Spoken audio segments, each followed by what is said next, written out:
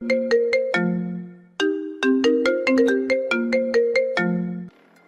রাত 11টা বাজে আর হামলা হবে সব মিলিয়ে সব বিমানবন্দরের কাছে। স্থান হলো চট্টগ্রাম 1 নম্বরে থাকবে, খুলনা, রাজশাহী আর দিনাজপুর।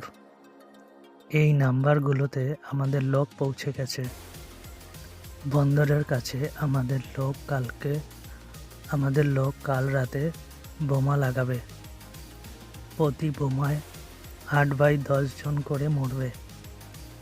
আর মানুষ সেদিকে ব্যস্ত থাকলে আমাদের আসল কাজগুলো করতে হবে।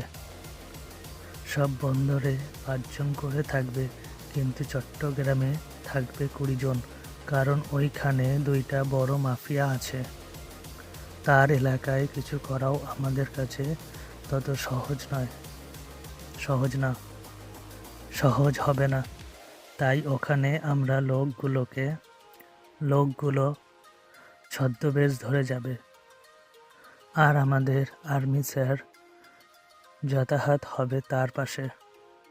মিয়ানমারের সীমানা ঘিরে কক্সবাজার দিয়ে সমুদ্রপথে এই কাজ চলবে। আর এরিয়া যখন তোমার ঠিক মতো মালগুলো নিয়ে পৌঁছে দিবে, এরিয়ায় যখন তোমার ঠিক মতো মালগুলো নিরাপদ নিয়ে নেবে। আমি ম্যাপ করে রাখছি, চল দেখাচ্ছি কোথায় কোথায় করা যাবে। এই যে ম্যাপ, এই ম্যাপের এই স্থানে গুলোতে অত্র ঢাকা, একরবাজার, বরগা, লক্ষ্মীপুর, সিলেট, এই স্থানগুলোতে যত পর্যটক এলাকা আছে সবগুলোতে বোমা হামলা হবে। আর চট্টগ্রামে করা যাবে না, কারণ চট্টগ্রামে আমাদের লোক আছে। আর সব থেকে বড় হচ্ছে ওইখানে তাদের পরিবারও আছে। যদি একটুও ভুল হয় তারা কাজ করবে না। হ্যাঁ, ওইখানেই হবে। তার জন্যই আমাদের একটা স্পেশাল টিম গঠন করা হয়েছে। সবাই খুব দ্রুত গতিশীল। ওরা এই কাজে অনেক এক্সপার্ট। তাদের দিয়ে আগেও ছোটখাটো কাজ করিয়েছি সফলভাবে।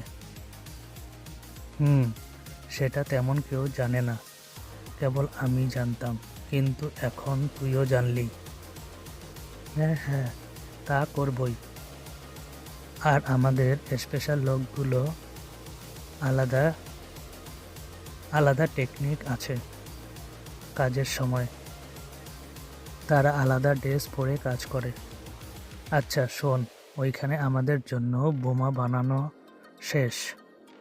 শুধুমাত্র সময় হতেই বোমাগুলোকে লাগিয়ে দেবে আর রাত 11টায় হতেই ফুটবে। আরে বোকা, হামলা রাতে করব যাতে সফলভাবে করতে পারি। দিনে করলে এত সহজ হবে না। আর আমাদের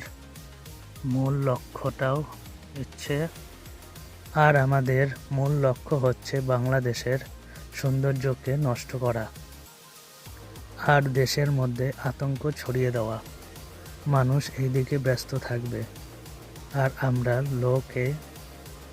আমার লোক এই সুযোগে ড্রাগস নিয়ে যাবে। সাথে আর্মিস তো থাকবেই। এক সময় তারা অসহায় হয়ে পড়বে। তাদের দেশে আমাদের অঙ্গরাজ্য করতে বাধ্য করবে। আর আমরা সেই সুযোগ পেতেই এই হামলা করব।